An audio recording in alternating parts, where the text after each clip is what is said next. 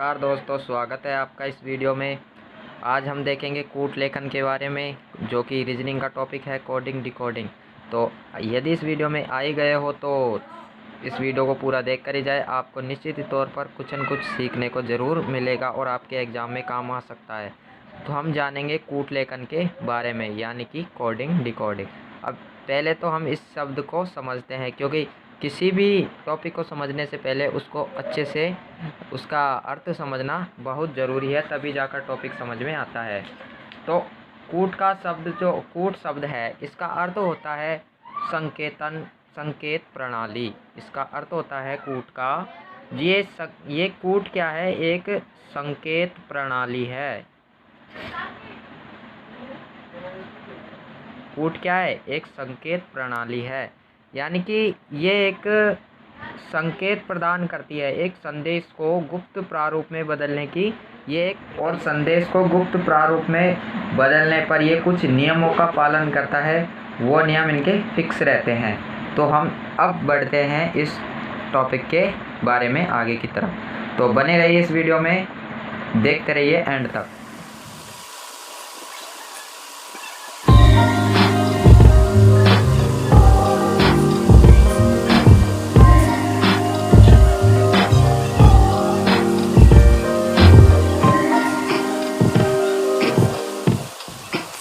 इस तरीके से पहले तो हम ऐसी सारणी बना लेंगे। इस सारणी से ही रीजनिंग जो है सॉल्व होती है। तो पहले सारणी बना लेंगे, जैसे कि ABCDEFG, ऐसे M तक, यहाँ तक है, और M के बाद जस्ट इसके नीचे से शुरू करेंगे NOPQRST, ऐसे करते करते Z तक। तो कुछ इस प्रकार से ये सारणी हमने बना ली, और इन संख्याओं को जितने नंबर पर जो संख्या है, जितने नंबर पर जो शब्द है उसको लिख लेंगे हम। ये ABCD का जो शब्द है उसको लिख लेंगे, और उसके अनुसार इस सारणी में आप देख लीजिए। अब बढ़ते हैं हम क्वेश्चनों की तरफ। तो इसमें क्वेश्चन कौन से टाइप के पूछे जाते हैं, जो मेन बात है उसकी तरफ बढ़ते हैं। तो क्वेश्चन है अपना, जैसे एक क्वेश्चन देखते हैं SSC। ये क्वेश्चन है अपना SSC। अब ये कह रहा है कि एक जो निश्चित कोड में SSC को TTD लिखा जाता है। SSC को TT और D ये लिखा जाता है। इसी कोड भाषा में बैंक को क्या लिखा जाएगा, यानी कि BAN और K, ये इसको क्या लिखा जाएगा, ये फाइंड आउट करना, को फाइंड करना। ठीक है, तो इसमें पूछा, इसमें दे रखा है SSC को TTD लिखा जाता है, तो BANK को क्या लिखा जाएगा। तो बढ़ते हैं क्वेश्चन की तरफ। पहले हमको देखना है कुछ तो ऐसा इसमें है जो इससे मैच मिल रहा है, ये हमको देखना है। तो जैसे कि S की जगह पे इसने T लिख दिया, ठीक है। फिर S की जगह पे T लिख दिया, C की जगह पे D लिख दिया।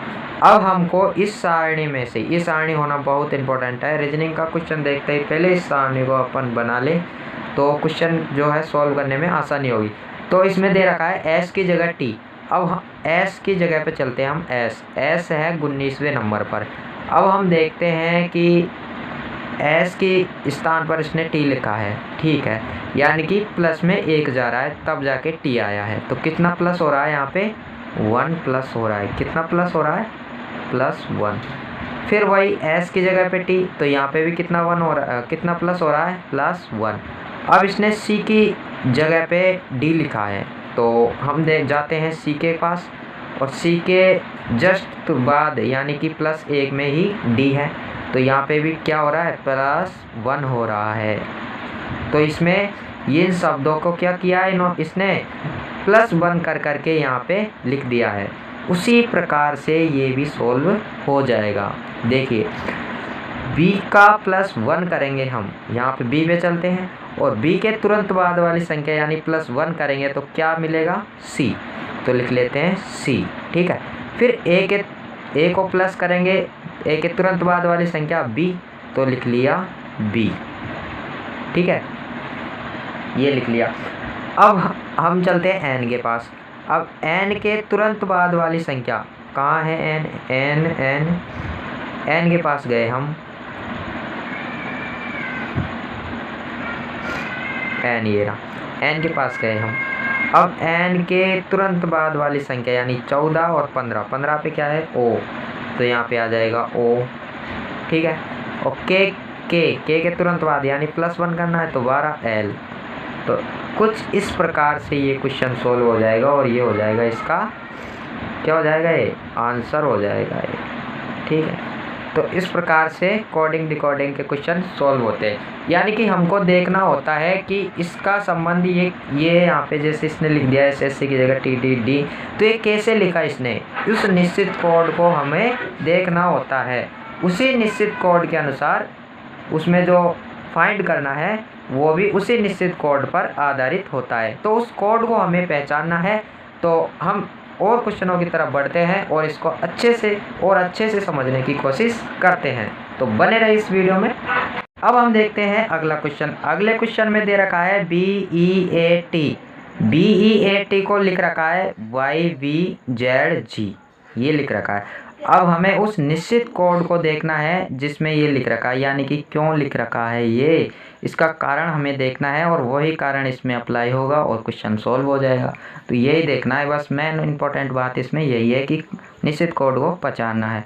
तो हम चलते हैं सीधा सारणी की तरफ। तो इसमें दे रखा है BEAT को YVZG, यानी कि B को Y लिख रखा है। तो कैसे लिख रखा है हम सारणी में देखते हैं। B कहाँ है, B ये रहा। अब B को Y लिख रखा है, यानी कि B के जस्ट नीचे वाली संख्या, तो इस प्रकार से इसने Y लिख रखा है यहाँ पे, ठीक है। अब हम चलते हैं E को इसने V लिख रखा है, E के पास E को इसने V लिख रखा है, तो ये भी इसके जस्ट नीचे वाली संख्या है, ठीक है। उसके बाद हम चलते हैं A को Z लिख रखा है, तो A को Z ये भी इसके जस्ट नीचे वाली संख्या है, और T को G, तो इसी प्रकार से ये T का है, T को G, यानी कि इसका भी संबंध इससे है। तो इसी प्रकार से सारा ये रूल अप्लाई हो रहा है इस पर। तो इसी प्रकार हम इस पर भी ये रूल को अप्लाई करके देखते हैं और आंसर आ जाएगा। तो हम देखते हैं इस रूल को अप्लाई करके। तो यहाँ पे शब्द है अपना M शब्द है M। तो M के पास चलते हैं, M ये रहा। तो M के जस्ट नीचे क्या है N, तो यहाँ लिख लेंगे हम N लिख लिया। उसके बाद है I के पास चलते हैं, I ये रहा, I के पास आ गए। और I के जस्ट नीचे क्या है R, तो ये R हो गया। उसी प्रकार से बस ये क्वेश्चन हो जाएगा। L के नीचे O है तो O आ जाएगा, और D के नीचे क्या है D के नीचे W है तो ये W आ जाएगा। यही हो जाएगा अपना आंसर। तो इस प्रकार से कोडिंग डिकोडिंग के सारे क्वेश्चन होंगे। और भी क्वेश्चन हम अगली वीडियो में देखेंगे। तब तक के लिए आप इस वीडियो को लाइक कर दीजिए और चैनल को सब्सक्राइब कर दीजिए, ताकि अगली जो वीडियो मिलेगी आपको कोई से भी टॉपिक पे रीजनिंग के पे तो और इन्हीं आगे के क्वेश्चनों पे, तो आपको सबसे पहले नोटिफिकेशन मिल जाए और आप अच्छे से समझ सके। तो आपको पहले तो इस सारणी को अच्छे से देखना है। इस सारणी के आधार पे ही रीजनिंग के क्वेश्चन, अधिकतर क्वेश्चन इस सारणी के आधार पर ही होते हैं। तो मिलते हैं अगले वीडियो में, तब तक के लिए धन्यवाद।